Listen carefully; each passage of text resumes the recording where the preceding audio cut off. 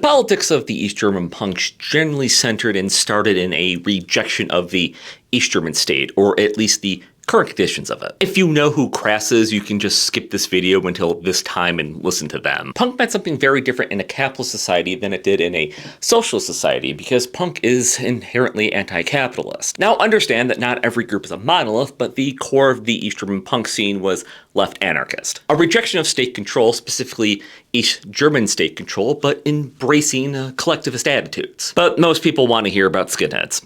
So, one of the funnier debates I've ever seen is did the East German skinhead scene come from soccer hooligans or from the punk scene? Generally speaking, like in the West, there was a significant crossover between skins and soccer hooligans, including the adoption of a right-wing culture and fascist tendencies. Interestingly enough, a lot of skins came into the scene initially being largely apolitical. As said by a skinhead in an interview in 1990, becoming a skinhead was something that was trendy and different. This made them in the state's eyes as being on the level of punks. They were negative and decadent, but they weren't politically hostile. Initially, at least. And this is how generally the police in East Germany viewed the skinheads. They were simply trying to gain recognition for their actions, and anything more than that was via direct influence by the skinhead scene from West Germany. The fact that this leads to outright displays of fascism, including the attack on the Zionkirche and multiple days of violence afterwards, speaks to a different aspect of the East German state and why it's hard to take the state's public reports of skinheads at face value. It was a bad look for the anti-fascist state to have